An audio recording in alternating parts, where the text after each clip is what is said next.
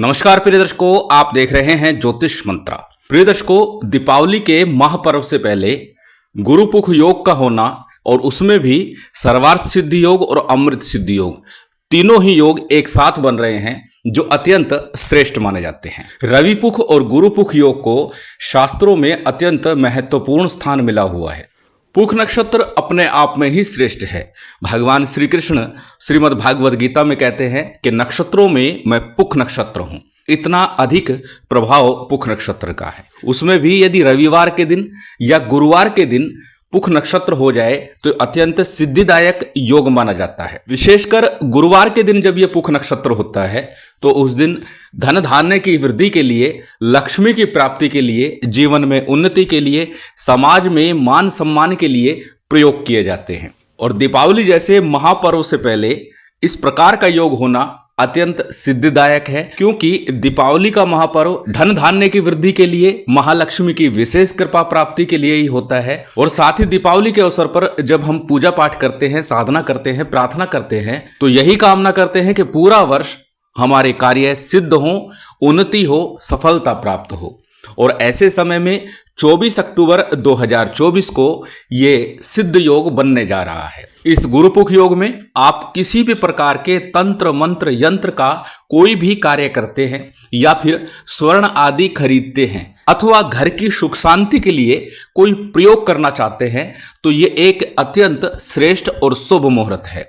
और बार बार और अनेकों बार जब चर्चा करता हूं कि कोई मंत्र साधना है, तंत्र साधना है, कब करें किसी सिद्ध योग शुभ मुहूर्त में, तो 24 अक्टूबर को वो सिद्ध योग बन रहा है। यदि आप नवरात्रि में कोई प्रयोग करना चाहते थे और चूक गए हैं तो इस समय विशेष का लाभ अवश्य ले। खासकर रविपुख और गुरुपुख योग की जब मैं चर्चा करता हूं तो अक्सर बोलता हूं कि इस समय विशेष में किसी न किसी प्रकार का यंत्र निर्माण अवश्य करें, क्योंकि इस समय में बनाया गया सिद्ध किया हुआ यंत्र अत्यंत प्रभावी होता है और उसका पूर्ण फल आपको प्राप्त होता है, वर्ष भर प्राप्त होता है। पूर्व में 15 का यंत्र, 34 यंत्र और 20 यंत्र, इन 3 यंत्रों की चर्चा की है।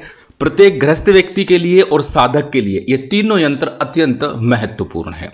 और आज पुनः मैं यही कहूंगा कि इन 3 यंत्रों में से किसी एक यंत्र का निर्माण इस शुभ योग सिद्ध मुहूर्त में अवश्य कीजिए। जहां तक बात है कि इनका निर्माण कैसे करें, किस प्रकार इन्हें सिद्ध करें, बता देता हूं।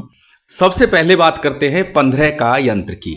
15 का यंत्र मूल रूप से उन लोगों के लिए जो समाज में उपेक्षित हो चुके हैं, आत्मविश्वास की कमी है या फिर सरकारी नौकरी के लिए प्रयासरत हैं, वो लोग इस 15 का यंत्र का निर्माण करके इसका प्रयोग अवश्य कीजिए। शीघ्र ही आपको उसका प्रभाव अवश्य ही दिखाई देगा।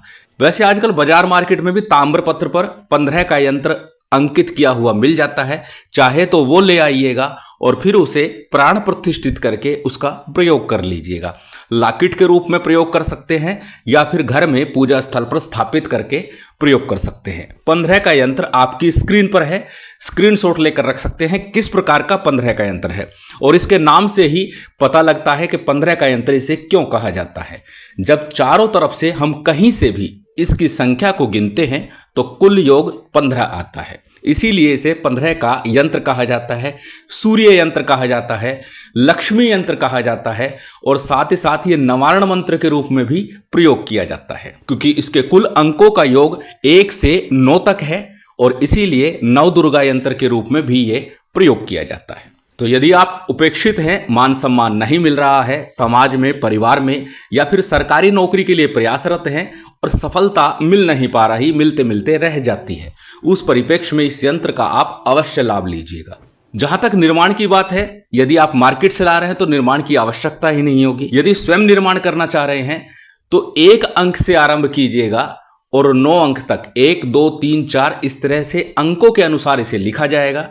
अनार अथवा चमेली की कलम से, अष्टगंध की साई से भोजपत्र के ऊपर इस यंत्र का निर्माण करना है। बात करते हैं दूसरे विशेष यंत्र की।